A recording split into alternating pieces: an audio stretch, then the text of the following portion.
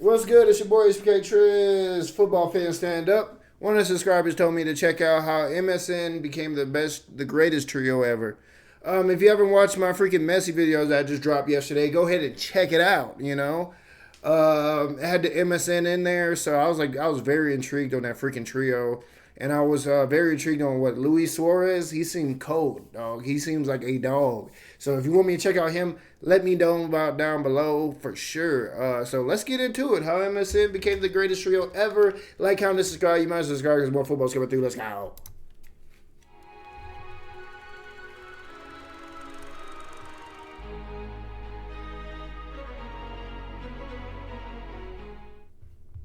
In the summer of 2013, Barcelona were flying high. Let's get it. In the midst of a furious El Clasico rivalry, they had reclaimed the crown as champions of Spain, scoring in each of the 38 matches en route to a 22nd title as record-breaking centurions. Sheesh. Now established as an absolute phenomenon, Lionel Messi was responsible for over 40% of their goals that campaign, while his providers, Pedro, David Villa, Alexis Sanchez and Cesc Fabregas, floated in orbit of the number 10.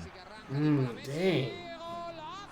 Still under the inspiration of Pep Guardiola, Tito Villanova had organised his team to focus on possession-oriented, high-pressing attacking football. And by the season's end, Barca had further solidified their reputation as one of the most formidable teams in world football. Sheesh. Nonetheless, humiliation in Europe at the hands of eventual winners Bayern Munich and a bitter defeat to Los Blancos in the Supercopa blemished an otherwise brilliant campaign.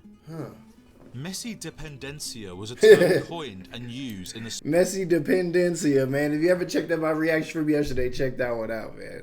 That one had me dead, man. It was basically, let Messi get the ball, and then we'll figure out the rest, but let him touch the ball. Let him have the ball. Spanish media around this time, commenting on the club's dependence on their Argentine star. And the board recognised that they needed to invest in another high-profile name to muffle this notion. Yeah. The transfer rumour mill had started, and Barca were looking to get involved. Villa, at 31 years old, was hungry for a more prominent role, and tempted by Diego Simeone's ambitious project at Atletico, he made a move to Madrid. Oh, snap. Thiago Alcantara departed for Bayern. Okay. Wanting to enhance their attacking prowess, the Catalans scouted for a replacement, aiming their sights specifically towards South America. In Santos, a 20-year-old winger was lighting up the Brazilian top flight and earning comparisons to Pelé. Oh, Neymar! Since his senior debut at 17, Neymar Jr.'s electric speed, fluid dribbling and natural flair was mesmerising onlookers as he ascended to the peak of the continent. Yeah. 2011 was the year when Barcelona's notice was initially taken during the final of the FIFA Club World Cup, able to witness the youngsters' quality at first hand. The Brazilian only improved from this point, scoring the goal that won the team the prestigious Puskás Award. Gimme! Get crossed! And going on to become the first Brazilian to be named the South American Footballer of the Year twice consecutively since the King. Pele. As well as the extraordinary ability, he had star power by such a young age, and Barca recognised his potential to not only be one of the planet's best footballers, but also a sporting icon in the way that Ronaldinho had been during his time in Catalonia. After a pair of 10+ million euro instalments since 2011, the transfer was confirmed in early June of 2013, signing a 5-year contract for the price of 57 million euros. Woo-wee, 57 million of them things. My boy Neymar paid. Sheesh. Easily the Blaugrana's most exciting acquisition in years, he had no clear ceiling, and by sharing the pitch with Messi, the prodigy was expected to develop into a European standout who could bolster Barca's front line and, if necessary, take on a leading role in the future. Villanova, who at points had taken time away from the sidelines during the prior season due to his illness, resigned so he could focus on getting treatment, and was replaced by Gerardo Martino, who wanted to stick with the attacking width, dropping Neymar out left while Messi remained central as the focal point of the offense. Right, smart. It was expected for the Brazilian to need an adaptation period in which he'd pick up on the more rigid tactical demands of European football and get acclimated to Barca's tiki-taka approach. Tiki-taka. He made appearances off the bench in the open... Shout out to the person who told me I need to react to that, because I definitely do. Let me know if y'all want me to react to like the tiki-taka strategy for sure. I'll definitely love to react to that for sure. In couple La Liga games and in the Supercopa visiting the Calderon, heading in his first goal for the club 7 minutes after being brought on, which levelled the scoreline, and after a goalless second leg at the Nou Camp, Barcelona were victors by means of Neymar's away goal. Yeah.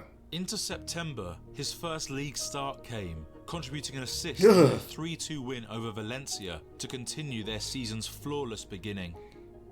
The Culés' first impressions of their new number 11 were very positive, as the Brazilian demonstrated glimpses of his immense talent and made a significant impact on the pitch in the first months. Oh, he hit the gate running. He went on a streak of 5 matches back-to-back in which he contributed a goal, and a week later he scored and assisted in Barca's 2-1 triumph as hosts to Real Madrid, which played a major part in forming the bond between he and the supporters. I see. Inside 14 La Liga matches, Neymar had accumulated 6 goals and 8 assists. Dang. 6 goals and 8 assists. This man, he was accurate. He was out there contributing on both ways. He was getting his assists in. So he had something to do with most of the buckets. I see. While in the Champions League, he'd set up another 4 and netted a hat-trick against Celtic. Hat-trick. Sharing the attack with Messi and Alexis Sanchez, the trio were lethal together, sharing 22 goals as Barca topped the table going into the winter break. However, the latter half of their campaign was riddled with setbacks. Messi's muscle tears incapacitated him for a whole month, while Neymar suffered ankle and foot injuries that opted him out of 8 matches from January to May. Martino struggled to get consistent performances from his side into 2014. Going from winning all but 2 of their first 18 La Liga matches to dropping over 20 points after Christmas. The talismanic 10 bounced back from a lukewarm start to the season and averaged a goal a game in the last 19 fixtures, keeping them ahead of Atletico, who are in close pursuit. Wow. Simeone's Colchoneros had handed the domestic champions another quarter-final upset, prolonging their European drought. And on the last day of the season, Diego Godin's equaliser clutched the title from Catalan hands. Wow. A year in which Atleti robbed Barca of the championship, and Real had both overcome them in the cup final and conquered Europe to seal their decima. This had been another frustrating year for the Blaugrana. Though there had been ups and downs, Neymar had scored and assisted 15 times each in an impressive starting year in Spain. And See, it's just taking time, it's taking patience. Neymar is getting used to it. He's getting used to his position, he's getting used to the European play. Just got to give it, it ain't going to happen the first year. I feel what they're saying. Into the squad quickly, forming friendships with fellow compatriots Dani Alves and Adriano, but also showing signs of synergy with Messi. It was a start, but nonetheless there was a missing link, and the recently appointed president, Josep Maria Bartomeu, was keen to rectify the issues so that Barca could compete across all fronts once again. He started things off by welcoming former B-team coach Luis Enrique to take over from Martino, but considering it was a World Cup summer, player transfers was a more complicated ordeal. Into July, Sanchez was sold to Arsenal for a sum of 42 million euros, helping fund the purchase of the man to fill the Chilean's vacancy. Liverpool's number 9, Luis Suarez, had been the Premier League's standout, concluding the season with 31 goals in 33 matches, collecting the Golden Boot and almost every other individual accolade, making him the most informed striker on the planet. Sheesh. I definitely need to react to him. This man's an assassin. Sheesh. El Pistolero was seen as an ideal fit for Barca, as his link-up play and tenacious work rate would be stylistically compatible with the Catalans, adding some serious power up top. Though on their radar, Suarez wasn't a top priority until the World Cup began. And after bagging a brace in the groups versus England, Uruguay met Italy, needing all 3 points to escape elimination. Right. Goalless for the majority, the main talking point of the match came in the 79th minute, when Suarez bit the shoulder of defender Giorgio Chiellini. He bit the an shoulder? illegal action that wasn't noticed until after the final whistle, by which point Uruguay had advanced and Gliazzurri were sent packing. Sheesh. This wasn't a first offence. What? And FIFA charged Suarez. He just be biting people? That threw me off. I didn't know he had an incident. He has a problem. Boy, it's Draymond Green. With a 4-month ban, ruling him out 4 of the months? rest of the tournament and any club football until October. The suspension intrigued Barca, who knew they could get him for a slightly reduced price and put forth an €82 million bid, which was accepted the day after the Sanchez deal, making him the most expensive striker ever at the time. Wow. Despite being uninvolved on match days, he could train with the team as of early August, enabling the marquee name to create a rapport with the squad, and he found almost instant chemistry with Messi and Neymar. Big three. As the campaign kicked off, Enrique's side were thriving even without the Uruguayan.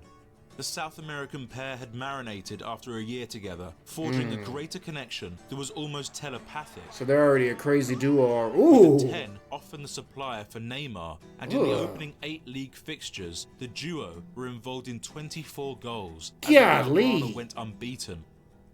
October rolled around, and 4 days after dispatching Ajax inside the Nou Camp, the first El Clasico of the campaign took place. The most intimidating possible fixture for Suarez to make his official debut. So he had a pretty strong one to go against. Early excellence from Neymar, set up by the Uruguayan, gave them an advantage. Nice. But it was short-lived as the European champions thumped them Ronaldo. 3-1. Of course. Much like Neymar, Suarez needed time to adjust and therefore wasn't exhibiting his typical predatory instincts in the face of goal. Instead, it was the other two getting on the score sheet, with Messi standing out with a pair of hat-tricks by Christmas. Still, the former Scouser was far from futile, as his individual all-round quality and relentless work rate proved useful for the team, claiming 5 La Liga assists in this goalless period. Wow, 5. He ended his dry spell in a November UCL game against Apoel Nicosia, which got the ball rolling, putting another past PSG, ensuring the top spot in Give their me group. that. Ooh. Into the new year, Barca really started picking up speed, ripping teams apart domestically and maintaining some consistency as they ascended the table. The new number 1, Marc-Andre ter Stegen, was solid in between the sticks. Ivan Rakitic and Andres Iniesta were invaluable in the centre, holding onto possession and advancing the ball. However, the stars of the show were the front 3. The big 3. MSN, Messi, Neymar and Suarez. Oh, Messi, Neymar and Suarez. That's what MSN stand for. I didn't know what it stood for. I didn't even think about what it stood for. Sheesh, MSN. After months of ice-breaking and getting familiar both on and off the pitch, this attacking trio had become something special. Man. The Argentine was the maestro of the bunch, and as we well know, the most gifted, who could effortlessly lay waste to entire defences and create a path into which he'd drive perfect deliveries for his teammates. With supreme vision, unparalleled balance, and frequent goal scoring, Messi was the brain of the triad, making things tick in the final third. Give me that! The Brazilian, down his favoured left, was overwhelming. Ooh, he's too fast. He's too freaking fast. Direction and speciality in one-on-ones made him a genuine nightmare for who he either left on the floor or hopelessly chasing him down. Golly, this is a crazy trio. Was being realised. Now even a regular goal scorer on top of the pure wizardry. The 23-year-old was an efficient entertainer. Wow. The Uruguayan was irrepressible as the final piece of the puzzle. Yeah. His positioning, reading of the game, and clinical finishing was what people knew he would bring to Catalonia. but El Pistolero was so much more. That's such a dope name, El Pistolero. I rock with that. That's a cool nickname. High-level playmaker, he was selfless in the blue and red. Give me it. Opting for the pass over the shot when the better choice. Making smart decisions. An unrelenting spirit also. He would press high and chase the ball like a dog, adding a fresh dimension to the entire team. Woo! The trio was so difficult to face as they interchanged positionally throughout the match. And as their time together grew, the connection improved, exchanging quick passes, making clever runs, and generally bamboozling back lines. Oh, over his head. Into 2015, the league became their playground, and between January and May, MSN scored 54 goals and 54 goals and 30 assists. With Messi in particular shining. Jeez. While in the Copa del Rey, Neymar was the star, converting 3 braces in 5 games. I like that they're all taking turns just taking over games because all 3 of them can do it. They can all take over the game in their own way. I like that. We know what Messi can do. So I'm like, shoot, with these 2 guys on the wings, it's a wrap. To steer them to the final. Yeah. Given the form, Barca were pipped as favourites in Europe as the competition entered its knockout stage, and in February, a double from the 9 helped the Spaniards overcome the English champions Man City. Storming into the quarters, they again met the Parisians, but another brace from the Uruguayan and triple across the legs from Neymar, semi-finalists. They're rolling now. To test them. Yet with momentum on their side at home, a Messi double inside 3 minutes came late into the tie before setting up the Brazilian to whitewash the Bavarians. Give me that. For the return in Munich, the winger was once again the hero, killing the tie inside half an hour and sending them to Berlin for their first Champions League final in 4 years. Ahead of the game, the Blaugrana had plenty on their plate. A Suarez winner at the Bernabeu had boosted their edge to 4 points. Ooh, nice! And Enrique's squad, knowing perfection would do it, maintained an invincible run, missing out on only 4 points across 10 games to clinch a 23rd La Liga title. Wow.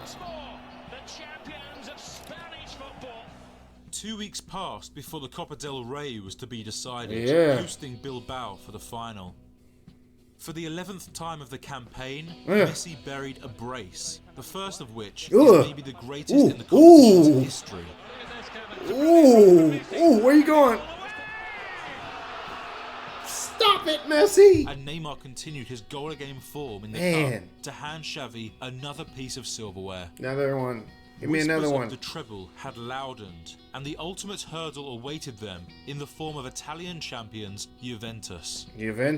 With opposing techniques, Allegri's Juve were more defensively minded, while Barca preferred an aggressive style, and thus the final was an engaging watch. The Catalans began assertively and broke the Bianconeri barrier 4 minutes in through Rakitic, who finished off a move that involved 9 outfield players. Yeah, he came in clutch. The rest of the half was quiet, but after the break, Barca's dominance evaporated as Juve restored the balance before the hour. The pendulum could have swung either way from this point. However, 10 minutes later, a rebounded shot from Messi was punted past Buffon by the number 9. Suarez, El Pistolero! A disallowed Neymar goal kept a comeback on the cards until, at the death, the Argentine countered, playing Pedro through, who slotted a pass into Neymar. Give it to Neymar. Woo!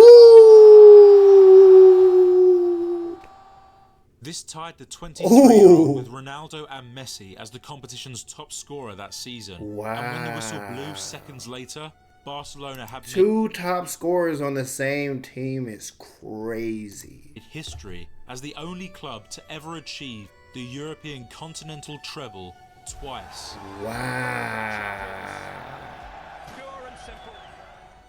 This was amongst Barca's finest seasons to date, and MSN's impact had been immense, scoring Wow. 122 goals. Together, Golly! This is a crazy big three, in man. a season for an attacking trio in Spanish football history. I bet. That's Their crazy. solo qualities have blended exquisitely, producing glorious moments. Now they're and just moving 50% unstoppable. quicker than everyone else, as well as turning up in crucial moments Nice. on the road to this rare feat. It would be hard to top the year they'd had, but nevertheless, as the new season got underway, the champions continued to excel. The squad was barely changed except for the departure of legendary skipper Xavi Hernandez, and with Enrique still at the helm, the Right. Blaugrana looked to just do it all over Yeah, again. let's do it again. Let's do it All again. started on a very positive note, trouncing Sevilla for the Super Cup in August after an absolute thriller in Tbilisi, and collecting all possible points from the first 4 league games. Sheesh. Diagnosed with mumps, Neymar Mumps? missed some August fixtures, and Messi's knee trouble returned in October, rendering him useless for 7 weeks. Still, the side coped well in absence of their talisman, with Suarez stepping up, Suarez powering doing home what a he hat-trick does. versus Eibar, and featuring alongside the Brazilian on the score sheet in a 4-0 Yeah, let's go. demolition Carry of the Real squad. Madrid, who were desperate to dethrone their rivals.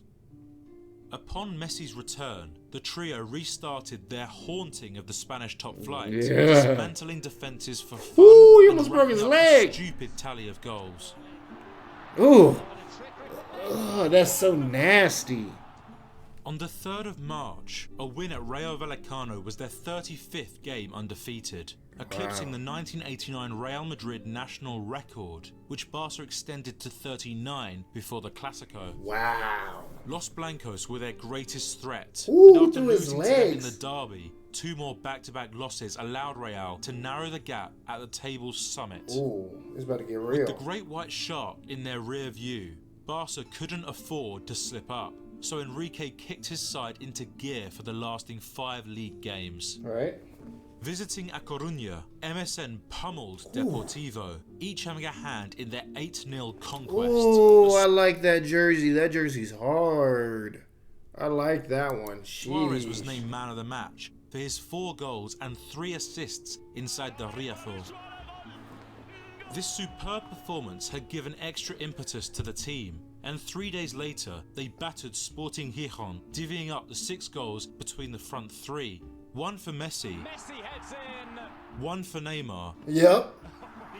and another 4-goal haul from the Uruguayan, who made Yes. history as the only La Liga player to ever net 4 goals in 2 back-to-back matches. Finding the back of the net again for the next victories over Betis and Espanyol, who were 5-0 victims to MSN, 1 match remained, and a single point separated Spain's juggernauts. Dang, one match. While Let's get Real into were in it. Coruña, the Blaugrana travelled to Granada, needing all 3 points to seal the two-peat. Let's get it. Having pillaged 11 goals get it. from the prior 4 games, Suarez was on an unstoppable run. El and cleaned Pistolero! clutch once more, burying a first-half double in Andalusia before completing his hat-trick minutes ahead of the final whistle, which declared Barcelona top. That gotta be the latest nickname ever, bro. Y'all can't even lie. El Pistolero's a lit nickname. That's at lit. champions, going back-to-back. The Copa del Rey final was penciled in for Sunday of the ensuing week, and having made child's play of the competition so far, stacking up 25 goals on the 8-game path to the finale, another thunderous MSN showing was forecast. Chaos came in the Calderon. 11 yellows and 3 reds were shown, What? mainly to Sevilla, who managed to hold off the trio for the entire 90, but Dang. struggled to score themselves. Into extra time, it was the left-back Alba who broke the deadlock, latching onto Got him. Messi's lofted long Y'all ball. can't hold us on for that long. Woo! Then, at the death, the Argentine combined with Messi. Neymar to beat the offside trap and kill the tie. Let's go. The domestic double had been pulled off, and MSN had reinforced their reputation as Europe's deadliest trio. Yes. In an injury-plagued year, Messi's influence went beyond statistics. Wow. Orchestral in his free role, he drifted from the right to second striker, where he either scored Ooh. Where you going with it? All Oh, forged chances on goal, providing over 65 contributions in all across the 9 months. That's crazy. His presence and aura on the field is getting people open shots. That's crazy. Now, as one of the best dribblers on the face of the planet, Ooh, get Neymar through had him. enjoyed another prolific campaign, Hey. breaking the 20-goal barrier easily, showcasing his development in finishing, while continuing to enthrall over his head. audiences with his dazzling footwork. Ooh, where you going? The MVP, however, was Suarez, who hit his prime with a career-best output of 59 goals in all, earning him the Pichichi and European Golden Shoe Awards. Yeah. More than just a selfish sniper, he shared the #1 spot on the league assists chart with Messi, Wow. becoming the only ever in Spain to lead La Liga in both departments. Points and assists. The Uruguayan's clinical form had a major hand in bettering MSN's collective goal tally from last year, taking it to a remarkable 131. For all their brilliance, this campaign lived in the shadow of the treble, and their quarter-final exit to Atletico again in the Champions League was seen as a bottle job, given Barca's perfect domestic form versus Simeone. Wow. Also, their narrow La Liga triumph over Real was made futile as Zidane's squad plundered the Big Ears once again, announcing themselves as the continent's #1. Ah, weak. Into a third season together, they steamrolled Sevilla to claim the Supercopa, with Messi as captain in Iniesta's absence, Let's go. a role that the Argentine took up frequently in this year.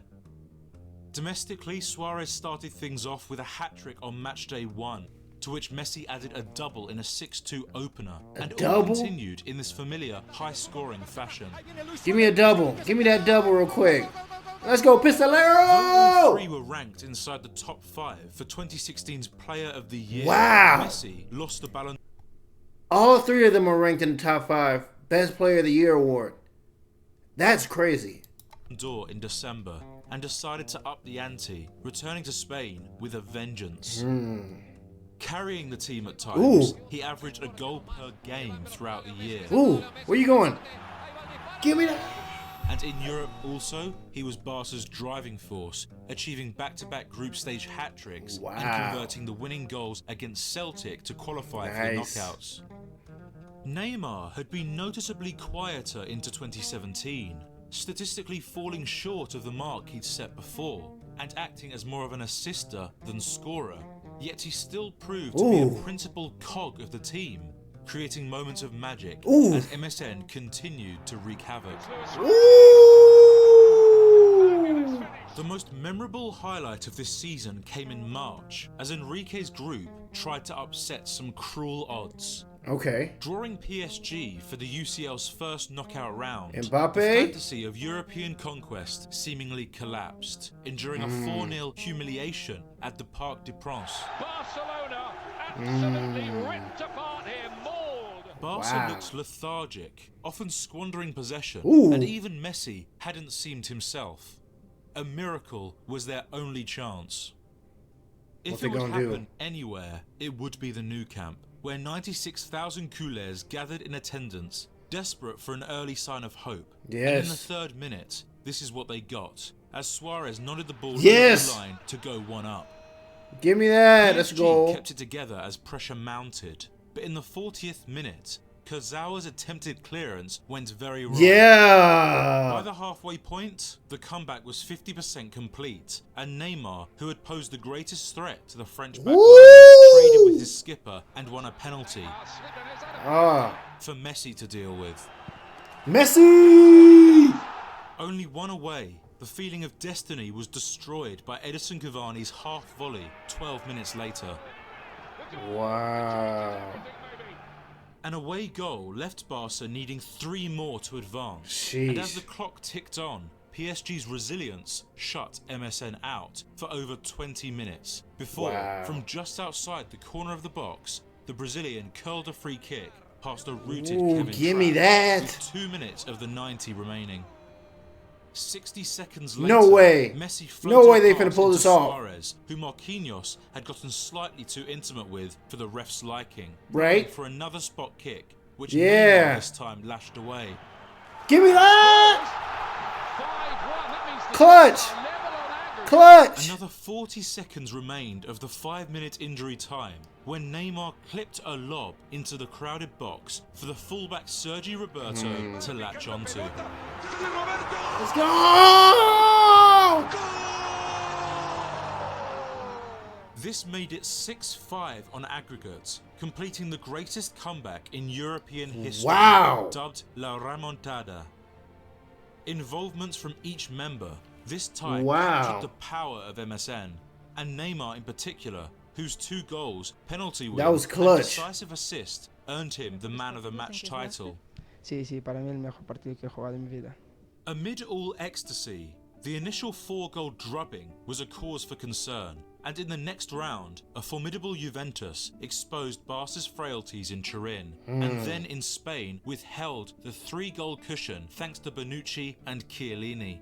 The dream of repeating the treble had fallen flat, and with their season in danger of unravelling, they focused on the league, where, on account of their loss in Malaga, they trailed Real.